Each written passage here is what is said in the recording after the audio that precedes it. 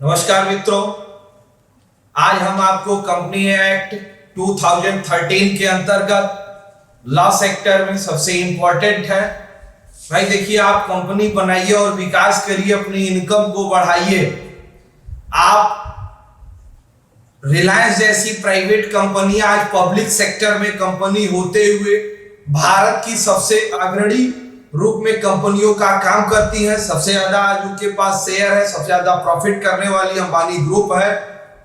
इस अंबानी ग्रुप का भी एक इतिहास रहा है बेटा, जिस चैप्टर के माध्यम से हम आपको बताएंगे। कभी ये भी company conversion to private company into public company, private company से पब्लिक कंपनी में अपने आप को हम कैसे बदलते हैं, एक्ट 2013 सेक्शन 2 सब सेक्शन 68 के अनुसार मैं आपको इसके विषय में बताना चाहता हूं। जैसे स्कैम घोटाले में सत्यम कंप्यूटर था, यह भी एक कंपनी कभी प्राइवेट थी, बाद में पब्लिक के रूप में बनी। इंफोसिस प्राइवेट लिमिटेड था, आज इंफोसिस लिमिटेड के रूप में आपके रूप में काम कर रही है। किसी समय धीरू भाई अंबानी जी ने रिलायंस कंपनी बनाई थी, वो भी रिलायंस प्राइवेट लिमिटेड के नाम से प्रथम स्थापना है, उसके बाद रिलायंस लिमिटेड किया गया। आज पूरी दुनिया में टॉप लिस्ट में ये कंपनी का अंडर 100 कंपनियों के लिस्ट में नाम है। भारत में सबसे बड़े आदमी और सबसे ज्यादा टर्नओवर कंपनी के रूप में है, इसलिए हमें इसे जानना अनिवार्य है। आप भी बनाइए, आपकी संस्था भी डेवलप्ड हो, आप लोग भी पब्लिक प्राइवेट कंपनी तक न रह के पब्लिक कंपनी बनाइए और नेशनल इंटरनेशनल लेवल पे डेवलपमेंट करिए। सर्वप्रथम आपको प्राइवेट कंपनी से जब पब्लिक कंपनी करना होगा, इस पब्लिक कंपनी के अल्टरेशन के लिए आपको मेमोरेंडम ऑफ आर्टिकल्स पार्षद अंतर नियम में आपको परिवर्तन करनी पड़ेगी। कंपनी को एक जनरल मीटिंग बुलानी पड़ेगी, जिसमें एक प्रपोजल पास करना पड़ेगा, जिस पर 75% से अधिक मेंबरों का हस्ताक्षर होना चाहिए, जिसकी सूचना जो सदस्य वहां नहीं पहुंच पाए हैं उन्हें आप पोस्ट ऑफिस के माध्यम से लेटर भेज सकते हैं, या मीडिया के माध्यम से, या पेपर के प्रिंटेड के माध्यम से जनरल इशू करके आप अपने प्राइवेट कंपनी से पब्लिक को इसकी सूचना उनको देना अनिवार्य है। इसके लिए जनरल एक फाइल आपको तैयार करनी पड़ेगी। इस फाइल के अंतर्गत कुछ मुख्य बातें होना अनिवार्य है। अब कैपिटल का क्लास नहीं रह गया, पहले कैपिटल का क्लास था। अब 2013 के अंतर्गत अब आपके यहाँ प्राइवेट कंपनी के स्थान पर मिनिमम 2 मेंबर के स्थान पर 7 मेंबर होंगे।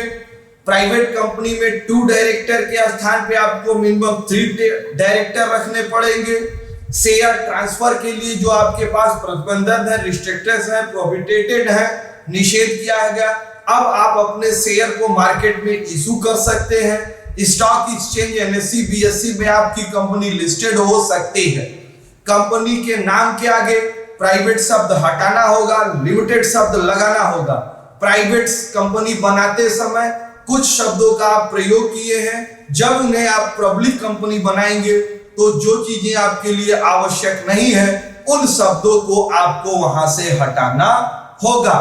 इसके बाद आप अपना एक डॉक्यूमेंट्स फाइल तैयार करेंगे, जिसको आप अल्टरेशन डेट से 15 दिन के अंदर रजिस्ट्रार के यहाँ आपको प्रस्तुत करनी पड़ेगी। आप उसकी एक कॉपी रेजुलेशन का बनाएंगे, इसकी एक प्रिंटेड कॉपी बनाएंगे, जिसकी कई प्रतियां आपको उनके पास देनी पड़ेगी। ये प्रिंटेड अल्टरेशन कॉपी होगी। आपको अपनी, जैसे मैंने अभी डिफरेंस में बताया, मेरे पिछले वीडियो में लिंक में आप जाके देख सकते हैं।